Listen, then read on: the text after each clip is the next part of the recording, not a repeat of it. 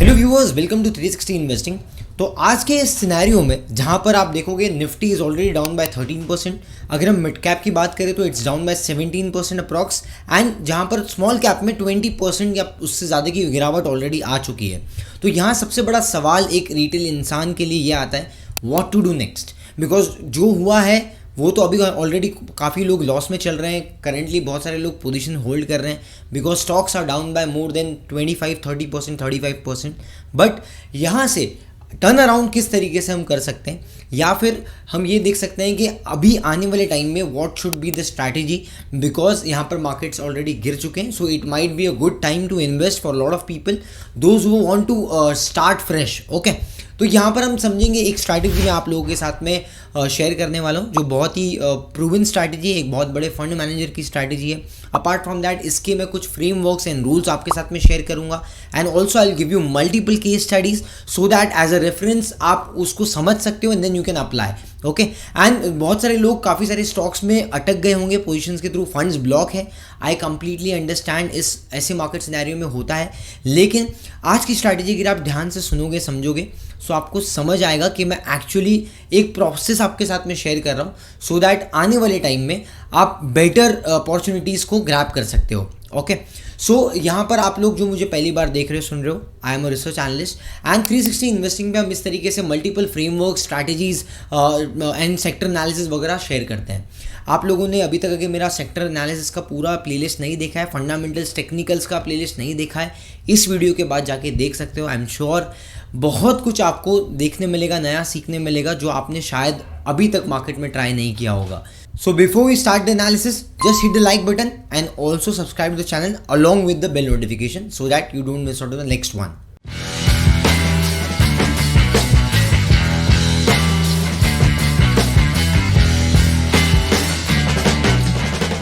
So current scenario में ये हो रहा है कि मार्केट हर रोज नीचे जाते जा रहा है, राइट? और इनफैक्ट ये अभी एक तरीके से ना धोबी घाट हो चुका है कि जो अच्छे स्टॉक्स बुरे स्टॉक्स सबको धो रहे हैं, सबको मार पिट रही है। तो अब यहाँ पर कभी ना कभी तो ये सिनेरियो स्टॉप होगा। ऐसा तो हमेशा नहीं चलेगा, राइट? जैसा हमेशा बुल मार्केट नहीं चलता है वैसे हमेशा बेयर मार्केट भी नहीं चलता है। तो जब ये स्टॉप होगा तो हमें क्या करना चाहिए? सबसे इंपॉर्टेंट चीज़, being a investor you need to always understand कि आप क्या ग्रोथ स्टॉक्स में आपने बाइंग किए या लॉस मेकिंग कंपनी में आपने बाइंग किए। जहाँ पर अगर ग्रोथ रेट्स अच्छे हैं, ग्रोथ कंपनीज में आ रही है, वो स्टॉक्स को अगर आप होल्ड कर रहे हो तो यहाँ पर आपको दूसरा सिनेरियो देखना होता है कि at what price you have bought. Because normally क्या होता है, आपने बहुत सारे इन्वेस्टर्स के साथ सुना होगा, काफ़ी जो बड़े बड़े राकेश जी है या रामदेव जी हैं उनके मुंह से कभी आपने सुना होगा कि ग्रोथ के साथ साथ आपको प्राइसिंग का भी ध्यान देना है, वैल्यूएशन का भी ध्यान देना है। तो पहले तो आपका अगर ग्रोथ है कंपनी में तो आपको वैल्यूएशंस का ध्यान देना है कि आप कौन से वैल्यूएशंस पे बाय कर रहे हो या फिर आपने ऑलरेडी किया है। तो अब ये जो रिवाइज रेट्स हो गए हैं मार्केट में नीचे, इसको टैकल करने के लिए एक बहुत ही अच्छा स्ट्रैटेजी है जिसमें हम ग्रोथ और वैल्यूएशन प्राइस का दोनों का ध्यान देते हैं। ठीक है, ये एक्चुअली एक फंड मैनेजर है पीटर लिंच, उनका स्ट्रैटेजी है जिसको हम गार्प स्ट्रैटेजी बोलते हैं, which is growth at reasonable price. तो नॉर्मली क्या होता है कि अगर आप बहुत अच्छा बिजनेस बाय करोगे रीजनेबल लेवल पे तो लंबे समय में आपके ग्रोथ के पॉसिबिलिटी बहुत बढ़ जाती है, rather buying a very good business at very expensive valuation. So now first we will take case studies, so it will help you to understand, और उसके बाद मैं आपको स्ट्रैटेजी बताऊंगा। तो बेसिकली पहला एग्जांपल लेते हैं नेटवेब टेक्नोलॉजी का। अब नेटवेब टेक्नोलॉजी जो है रिसेंट में इसमें बहुत बड़ा करेक्शन आया, तो आप देख सकते हो 1462 आ गया स्टॉक, मतलब इन ऑल टाइम हाई जो स्टॉक का था दैट वाज 3000। डेढ़ महीने के अंदर स्टॉक 3000 से 1500 के नीचे आ गया, which is more than 50% of correction. Now why has this happened? This is because there is certain expectation of the market. Now what do I mean by expectation? हम यहाँ पर इसको और अंडरस्टैंडिंग के लिए ये देख सकते हैं कि क्वार्टरली ग्रोथ रन रेट अगर आप देखोगे तो 100% growth, 50% growth, 115% growth, 150% growth, 73% growth. The moment market understands that this company is not going to give you 100% returns every year, because stock का PE मल्टीपल क्या चल रहा है, 170, 160 जो पहले चल रहा था, वहाँ से गिर के स्टॉक का PE multiple has come down to 80 levels. ठीक है, और ये एक टाइम पे आप देखोगे 170 चल रहा था, आज की तारीख में आप देखोगे तो 80 लेवल्स पे आ गया स्टॉक का PE। तो ये इसलिए हुआ बिकॉज मार्केट का जो पीई होता है उसके अंदर क्वालिटी ऑफ अर्निंग्स होती है, परसेप्शन ऑफ अर्निंग्स होती है, जो हम एस्टिमेट करते हैं कि भाई कितना अच्छा आएगा। इसलिए आप देखोगे आजकल की तारीख में क्या हो रहा है, कोई भी कंपनी जो एस्टिमेशन से नीचे नंबर्स लेके आ रही है उन सभी की पिटाई हो रही है, बिकॉज पहले उनको बहुत चलाया गया, उनको री रेटिंग की गई है, राइट।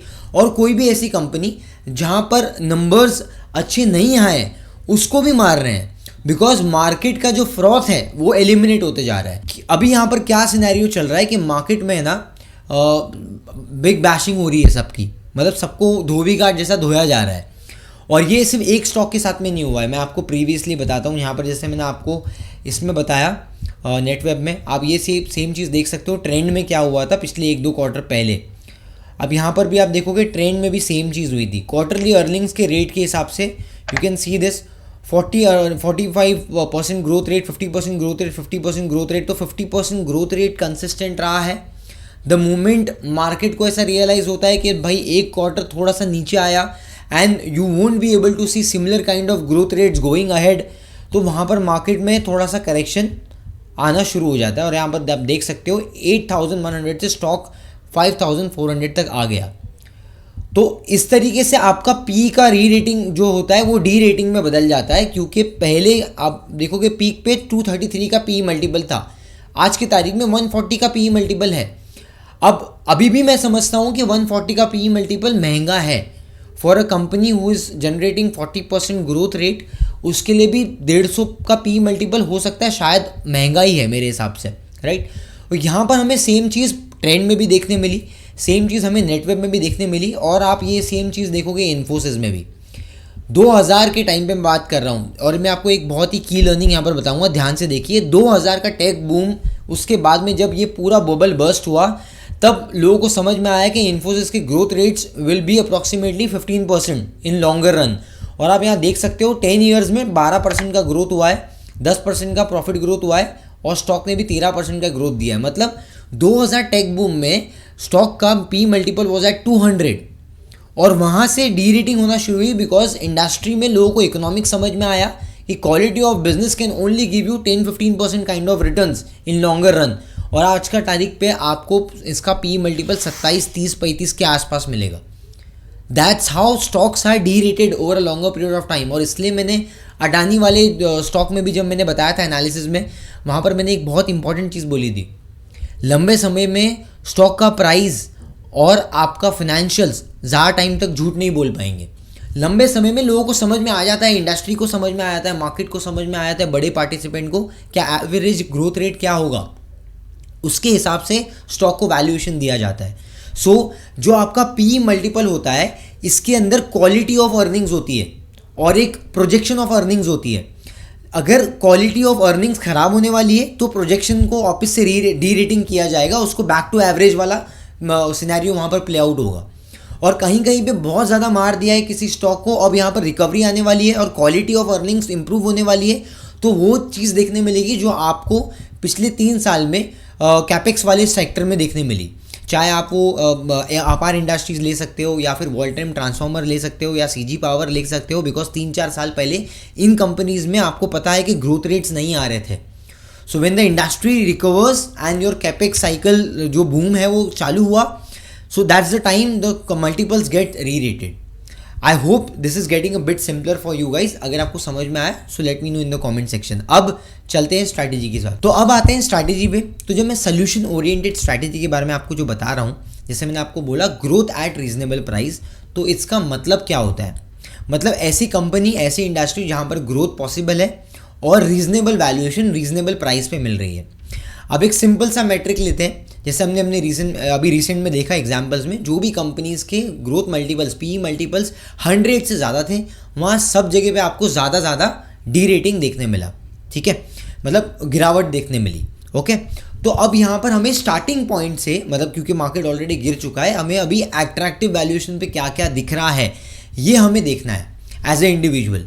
ठीक है, so that will help us to grab new opportunities in market. तो इसके लिए क्या फ्रेमवर्क यूज़ करना है वो मैं आपको बताता हूँ यहाँ पर। तो मैंने कुछ फ्रेमवर्क्स यहाँ पर डिज़ाइन किए, जैसे कि मैं ले रहा हूँ ग्रोथ रेट्स, मतलब प्रॉफिट ग्रोथ रेट कंपनी का पिछले 3 साल में 15% से ज़्यादा होने चाहिए, sales growth has to be more than 10%, stock का P multiple should be above 20 and below 100।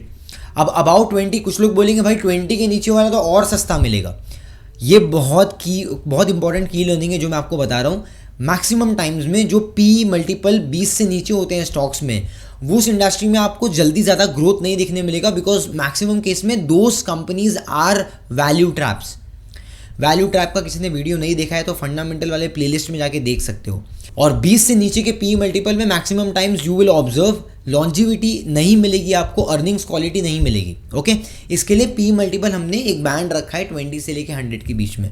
Apart from that I want PEG to be below 2, मेरे को 2 से ज़्यादा पैग नहीं चाहिए वहाँ पर।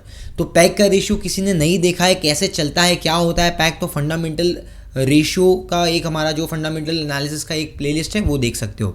ठीक है, तो पैग का सिंपल टर्म्स में आपका पी मल्टीपल वर्सेस आपके ग्रोथ रेट्स क्या आ रहे हैं, मतलब प्राइस टू अर्निंग्स कितना चल रहा है और उसके सामने ग्रोथ रेट कंपनी के कितने आ रहे हैं, ये डिसाइड करता है आपका पैग। इसके अलावा एक और चीज़ जो हमने डाली है यहाँ क्राइटेरिया में, मुझे पिछले 1 साल में ये स्टॉक ने अंडर परफॉर्म किया है, मतलब 15-20% से ज़्यादा का रिटर्न्स नहीं दिया है, ऐसे स्टॉक्स को हम फिल्टर कर रहे हैं। मतलब मार्केट चला है, स्टॉक नहीं चले, लेकिन कंपनी में ग्रोथ आ रहा है और पी मल्टीपल बहुत ज़्यादा महंगा नहीं है, ऐसे स्टेबल कंपनीज़ को हमें अभी यहाँ पर देखना है। तो यहाँ पर अगर आप स्क्रीन पे देखोगे ना, तो मैंने इसी फ्रेमवर्क्स को यूज़ किया है, जैसे आप यहाँ पर देख सकते हो, ये क्राइटेरिया मैंने यहाँ पर पुट इन किया है और ये क्राइटेरिया के थ्रू मुझे मिले हैं टोटल 55 कंपनीज़। अभी 55 कंपनीज़ में कौन सी कंपनीज़ आ रही है हम पहले देख लेते हैं। वॉल टाइम ट्रांसफॉर्मर आ रहा है, जो आपका ट्रांसमिशन एंड डिस्ट्रीब्यूशन वाला सेक्टर है, बहुत अच्छा एक हमने वीडियो बनाया है, सेक्टर एनालिसिस में आप जाके देख सकते हो ट्रांसमिशन का कितना बड़ा स्कोप है इंडिया में भी और ग्लोबल लेवल में काफ़ी कैपेक्स हो रहा है उसके अंदर। Okay, so is one more thing कि यहाँ पर 20 का पी मल्टीपल चल रहा है, ये कंपनी का ROC 31 है, सो ये भी पॉजिटिव है। मार्जिन, ऑपरेटिंग मार्जिन 20+ है एंड पिछले 3 साल का अगर आप प्रॉफिट वेरिएंस देखोगे तो 48% का ग्रोथ है और peg is reasonably well below 1 है, that is the ideal case scenario. और पिछले 1 साल में अगर आप रिटर्न्स देखोगे तो -7% है, मतलब जितना भी यूफोरिया था, जितना भी फ्रॉड था वैल्यूएशन में, वहाँ पर करेक्शन में सब ऑलरेडी फैक्टर इन हो गया है। तो अब यहाँ पर बहुत ज़्यादा महंगा मुझे नहीं लगता है एंड जितने भी हम स्टॉक्स आइडियाज़ यहाँ पर मैं आपके साथ में बता रहा हूँ, that is only for educational example purpose. I am not giving you any buy sell recommendation, so you need to keep in mind. Okay, ये हम सिर्फ शॉर्ट लिस्टिंग करने के लिए देख रहे हैं कि क्या क्या पॉसिबिलिटी बन रही है मार्केट में। वन मोर एग्जाम्पल जो मैंने पिछले अडानी की कंपनी एनालिसिस वाले में भी मैंने बताया था कि अडानी पोर्ट मुझे अच्छा लगता है क्योंकि one of the stable business है, यहाँ पर मोनोपोली है इनका पोर्ट्स में। ये बिजनेस भी अगर आप देखोगे पी मल्टीपल 22 पे चल रहा है। इसका अगर आप प्रॉफिट वेरिएंस देखोगे तो 40% का प्रॉफिट वेरिएंस है क्वार्टरली बेसिस पे। इनफैक्ट अगर आप इसका ऑपरेटिंग मार्जिन देखोगे तो 60% प्रॉफिट मार्जिन ऑपरेटिंग मार्जिन है। प्रॉफिट वेरिएंस 21% है पिछले 3 साल में एंड यहाँ पर भी पिछले 1 साल में -10% का रिटर्न्स दिया है, मतलब कोई रिटर्न्स नहीं दिया है। इनफैक्ट अगर आप पैग रेशियो भी देखोगे तो भी अप्रॉक्सीमेटली 1 के आसपास है। One more company that you can find is Venus pipes. Recent में पाइपिंग वाला सेगमेंट ने बहुत अच्छा रिटर्न्स दिया था, चाहे आप रत्नमणि मेटल्स देख लो या फिर आपके अपोलो APL अपोलो, रिसेंट में थोड़ा मोमेंटम आया है यहाँ पर। उसके पहले वीनस पाइप्स ने भी अच्छा रिटर्न्स दिया, लेकिन वीनस पाइप्स रिसेंट टाइम्स में ऑलरेडी 45% करेक्शन आ चुका है यहाँ पर भी। अब तो वैल्यूएशन टर्म्स में अभी देखते हैं, वीनस पाइप में भी 25 का पी मल्टीपल आ गया है। यहाँ पर अगर आप क्वार्टर वेरिएंस के हिसाब से देखो, प्रॉफिटेबिलिटी पॉजिटिव है, ROC 28 है and ROC is very important. इससे आपको पता चलता है कि कैश फ्लो जनरेटिंग स्ट्रेंथ कितना है किसी भी कंपनी के मॉडल में। अब यहाँ पर भी एक देख सकते हो आप, operating margin close to 20%, profit variance 50% approximately for 3 years. PEG ratio यहाँ पर भी 1.5 से भी नीचे है। इनफैक्ट यहाँ पर EV/EBITDA भी आपको रीजनेबल मिल रहा है, विच इज़ 14 अप्रॉक्सीमेटली, और 1 साल में 13% का ये भी नेगेटिव रिटर्न्स दिया है। मतलब यहाँ पर भी जितना स्टॉक चला था, क्योंकि 2400 का अप्रॉक्सीमेटली हाई बनाया था मुझे, जहाँ तक मुझे याद है। सो 2400 से अभी 1200 आ गया है स्टॉक, ऑलमोस्ट 50% का यहाँ करेक्शन आ गया। तो मैनेजमेंट अगर आप देख रहे हो ना, तो कैपेक्स ऑलरेडी कैपेक्स भी कर रही है, 150 करोड़ का अप्रॉक्सीमेटली कैपेक्स भी कर रही है, सेकेंड हाफ में 100 करोड़ का कैपेक्स करेगी। तो यहाँ पर मल्टीपल चीज़ हो रही है कंपनी के अंदर, और कंपनी ने स्ट्रॉन्ग एंटिसिपेट कर रहे हैं कि स्ट्रॉन्ग सेकेंड हाफ रहेगा। मतलब फर्स्ट हाफ जो FY25 का था वो थोड़ा सा स्लो था, सेकेंड हाफ बेटर रहेगा। तो आने वाले Q3 से हो सकता है कंपनी के रिजल्ट अच्छा है, लेकिन फिर भी कंपनी में करेक्शन आया है। सो अभी इसके अंदर और जो अपकमिंग स्टील प्राइजेस के जो ट्रेंड्स हैं वो भी कहीं ना कहीं फैक्टर इन करते हैं. So we need to wait for a couple of quarters. एक क्वार्टर में हमको देखना पड़ेगा रिसेंट क्वार्टर में क्या रिजल्ट आता है और स्टॉक प्राइस में मोमेंटम में पैटर्न्स क्या फॉर्म होते हैं. अब कुछ और क्वालिटी नेम्स की बात किया जाए तो जैसे आप देख सकते हो कि चोला फाइनेंस है, one of the reputed companies in lending space. उसके अलावा बजाज फाइनेंस भी है जिन्होंने रिसेंट में अच्छे रिजल्ट्स दिए लेकिन स्टॉक प्राइस में उतना मोमेंटम नहीं आया पिछले 2 सालों में. Then you have something like Tata power. अगर पावर में आप इंटरेस्टेड हो आप जाके ये पढ़ सकते हो. In fact they are something like Senco gold. तो अभी रिसेंट में थोड़ा सा वैल्यूएशन करेक्शन आया है कुछ ज्वेलरी सेगमेंट में, तो वहाँ पर भी ये भी कुछ आइडियाज़ हैं जो थोड़ा से ल्यूक्रेटिव स्पेस में आ रहे हैं, जहाँ पर रीजनेबल प्राइसिंग में आ रहे हैं. उसके अलावा then going ahead we have also seen HBL power. HBL power भी अच्छी कंपनी है. इनफैक्ट अगर आप देखोगे इनके ग्रोथ रेट्स भी काफ़ी सुपर्ब रहे हैं. ऑपरेटिंग मार्जिन 160% 3 साल में ग्रोथ रेट्स आए हैं इनके प्रॉफिटेबिलिटी में. PEG is also reasonably below 1. So the growth rates are very good. In fact RateGain में भी एक बहुत अच्छी SaaS एज एन सॉफ्टवेयर वाली कंपनी है ये. बेसिकली यहाँ पर कंपनी में काफ़ी अच्छा रिसेंट में ग्रोथ हुआ है और मैनेजमेंट भी काफ़ी ऑनेस्ट है इस कंपनी का. तो ये भी एक कंपनी है जो मैं रिसेंट के क्वार्टर्स के लिए वेट कर रहा हूँ, तो जहाँ पर हमें अच्छे ग्रोथ रेट्स देखने मिलते हैं. यहाँ पर growth rates you can see this 3 साल में 87-90% के आसपास का ग्रोथ रेट्स है. ऑपरेटिंग मार्जिन 12 है यहाँ पर और ROC इसमें भी कैश फ्लो का कोई प्रॉब्लम नहीं है. In fact there is something like ESAB India, ये काफ़ी टाइम से हम ट्रैक कर रहे थे. मेट्रोटेक रिसेंट में लोधा वगैरह में भी थोड़ा बहुत करेक्शन आया है बिकॉज रियल्टी स्पेस में चाहे आप ओबराय रियल्टी की बात करो, DLF की बात करो, गोदरेज प्रॉपर्टी की बात करो, बहुत सारे स्टॉक्स ऑलरेडी 20-30% से ज़्यादा करेक्ट हो गए हैं अभी from the peak. So I think अगर ये सब इंडस्ट्रीज़ में वापस रिकवरी आती है वापस, तो यहाँ पर वैल्यूएशंस जो है वो थोड़े कंफर्टेबल होते जा रहे हैं. ऑफकोर्स इंडिपेंडेंटली हमें आपको स्टडी करना पड़ेगा कि यहाँ पर ग्रोथ रेट्स रिवाइवल हो रहे हैं या नहीं. यहाँ पर एक और चीज़ है जैसे कि बिकाजी है. रेनबो के बारे में हमने काफ़ी बार चर्चा की. 2 साल पहले 2-3 साल से हम ये स्टॉक में ऑलरेडी इन्वेस्टेड थे. एंड ऑल्सो अगर आप देखोगे तो रेनबो में भी जो ग्रोथ रेट्स है वो काफ़ी अच्छे रहे. रिसेंट क्वार्टर में 25% के आसपास का ग्रोथ रजिस्टर किया कंपनी ने. तो यहाँ पर आप देखोगे तो P मल्टीपल 60 के आसपास आ रहा है, लेकिन यहाँ पर ग्रोथ रेट्स पॉसिबल है अभी भी. एंड इनफैक्ट एक और चीज़ यहाँ पर होगी, अगर यहाँ और करेक्शन आता है ये स्पेस में, हॉस्पिटल वाले स्पेस में, तो और ज़्यादा ल्यूक्रेटिव होते जाएंगे क्योंकि एंटायर इंडस्ट्री में प्राइवेट कैपेक्स भी हो रहा है. सो बेसिकली हम और आप जैसे इंडिविजुअल इन्वेस्टर्स जो होते हैं वहाँ पर एक सबसे बड़ा प्रॉब्लम ये होता है कि भाई अभी ऑलरेडी इतना मार्केट में ड्राउडाउन हो गया है तो अब क्या करें. तो बेसिकली कुछ ऐसे फ्रेमवर्क्स आप अप्लाई करके देख सकते हो कि कहाँ पर ग्रोथ अपॉर्चुनिटीज़ दिख रही है, जहाँ पर बिजनेस भी अच्छा हो, ग्रोथ भी आ रहा हो और आप बहुत ज़्यादा महंगा एक्सपेंसिव वैल्यूएशन पे ना खरीद रहे हो. बिकॉज आज भी अगर आप कुछ स्पेसेस जाके देखोगे जैसे केन्स टेक्नोलॉजी वगैरह है, वहाँ पर भी रिजल्ट 30%-32% का ग्रोथ आया है, लेकिन वो कंपनीज ऑलरेडी पहले 100%, 70-80% में ग्रो हो रही थी. तो वहाँ पर ग्रोथ रेट्स रिवाइज होंगे तो वहाँ पर हो सकता है कि आने वाले टाइम में रिकवरी नहीं देखने मिले, तो ये जो फॉल है वो ज़्यादा देर तक चल सकता है. तो वहाँ पर कुछ टाइम तक हो सकता है आपको ड्रॉडाउन और देखने मिले. So they are lot of things. और आपको सिर्फ वैल्यूएशन के अलावा आपको कंपनी के कॉन कॉल्स, इंडस्ट्री की इकोनॉमिक्स, इन चीज़ों को भी थोड़ा ध्यान में रखना है. So it is not that कि जो हमने यहाँ पर स्टॉक्स डिस्कस किए ये प्योरली जाके ब्लाइंडली आप कल जाके बाय कर लो. तो एज ए स्टैंडर्ड डिस्क्लेमर, जो भी हमने यहाँ पर डिस्कस किया, जो भी आइडियाज़ हमने लिए, that is for example purpose and not a buy sell recommendation. So अगर आपको ये वीडियो एनालिसिस पसंद आया, so hit the like button and also subscribe to the channel along with the bell notification. You can also share this video with your friend, family members and relatives so that ऐसे valuable insight और एक जो research का process होता है वो बाकी लोगों तक भी पहुँचे. एंड हमें आप सपोर्ट कर सकते हो. अगर आपको कुछ भी अच्छा लगा हो इस वीडियो में, कुछ ओपन अप हुआ, कुछ की लर्निंग्स हुई, तो आप हमें कमेंट सेक्शन में बता सकते हो. And that's how I will be very much happy to hear some key insights from your end also. और कुछ आपके पास में आइडियाज़ आए होंगे जो मुझे लगता है कि अगर इस वीडियो में मैंने नहीं कवर किया है, आप शेयर कर सकते हो कमेंट सेक्शन के थ्रू. मिलते हैं अगली वीडियो में एक नई स्ट्रैटेजी के साथ में. Till then keep learning, keep growing with 360 investing, because hope is not a strategy.